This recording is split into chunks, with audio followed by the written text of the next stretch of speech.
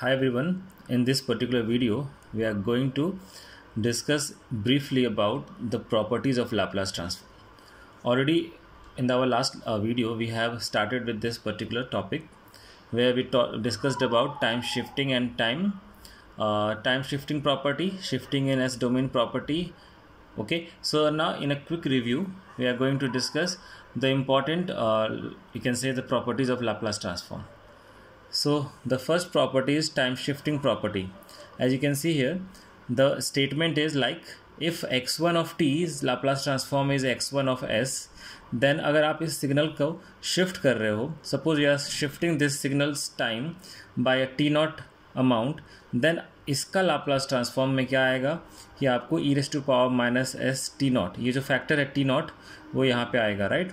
So if it is shifted by minus t naught, then here it is e raised to minus s t naught x of s. Okay, तो इसका मतलब ये हुआ कि आपको x1 of t का पहले लाप्लास ट्रांसफॉर्म फाइंड करना है, देन आपको फिर उसके शिफ्टेड का अगर लाप्लास ट्रांसफॉर्म फाइंड करने को पूछा गया है तो आप वहाँ पर क्या करोगे, उसके जो ओरिजिनल सिग्नल है x1 of t उसके लाप्लास ट्रांसफॉर्म वैल्यू से e raised to power minus s t naught को मल्टीप्लाई कर दोगे. So then you will get the Laplace transform of the shifted signal. So that is your time shifting property. The next is shifting in S domain. Okay, so we will see here ki how the Laplace transform which is in S domain gets shifted. Okay, so here it is mentioned that x of t's Laplace transform is x of s. x of t का Laplace transform x of s है अगर, then अगर आप इस signal को e raised to power s naught t, मतलब अगर आप इस सिग्नल को x of t को एक एक्सपोनेंशियल सिग्नल से मल्टीप्लाई करोगे तो इसका इम्पैक्ट क्या होगा, इसका इम्पैक्ट ये होगा कि उसका जो लाप्लास ट्रांसफॉर्म रिजल्ट है वो भी शिफ्ट हो जाएगा एक फ्रीक्वेंसी फैक्टर से, that is s naught. So here see if you are comparing this to, then if it is in time domain it is shifted by minus t naught, then here it is to power minus s t naught, but the case is not same here.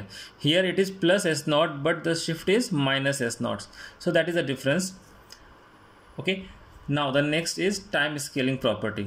For the time scaling property, what is the meaning of time scaling?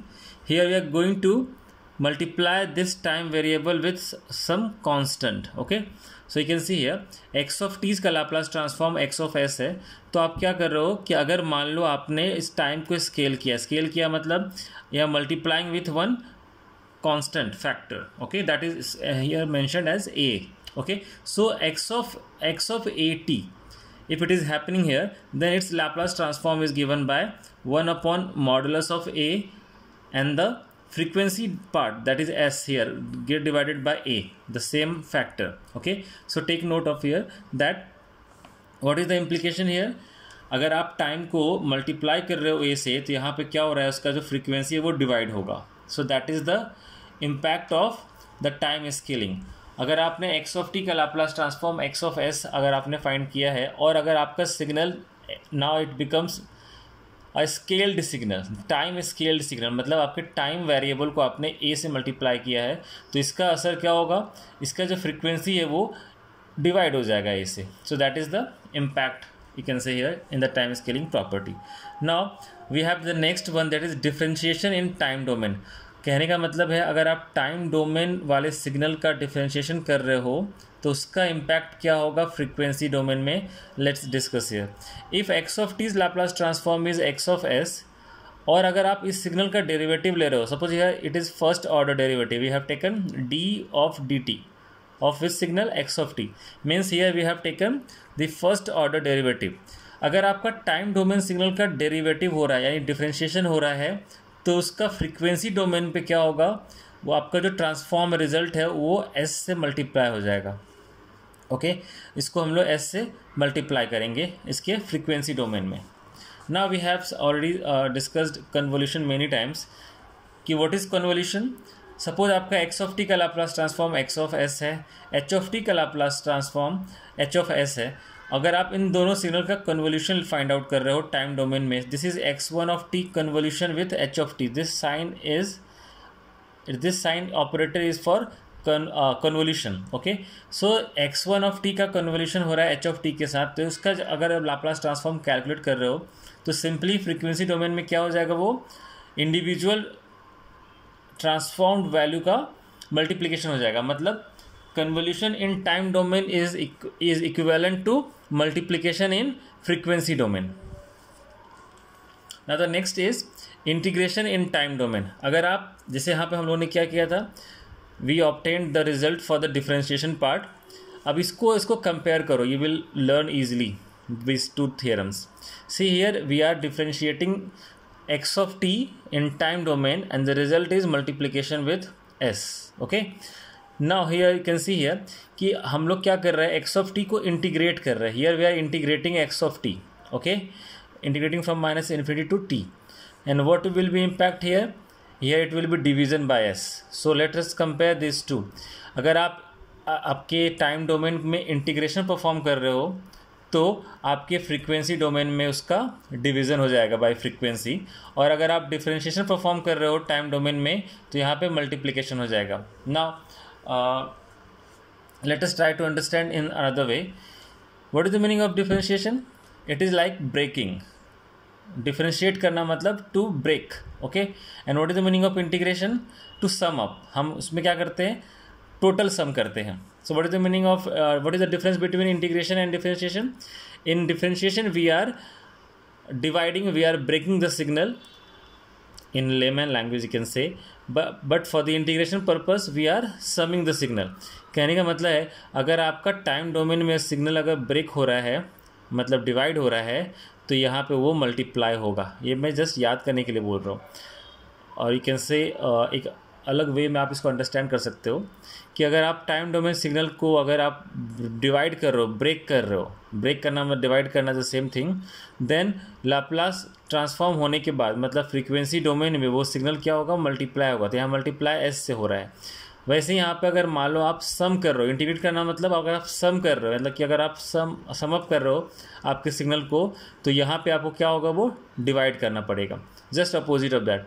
Here dividing you are getting multiplication output, here you are summing, then you are getting division output.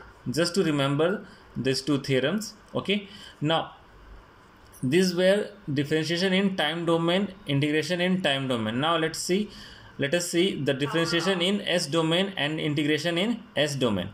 Here we are performing differentiation in S domain. मतलब क्या है कि अगर आपका signal का Laplace transform x of S है और अगर आप इसको क्या करोगे टाइम डोमेन में कि आपको डिफरेंशिएट करना पड़ेगा.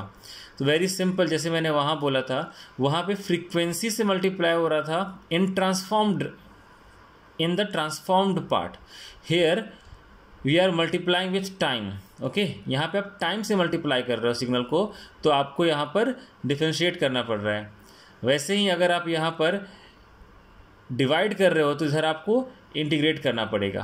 Okay, now the next is initial value theorem. Initial value theorem means you have to find the initial, suppose you have to find the initial value of the given signal, then how to find that.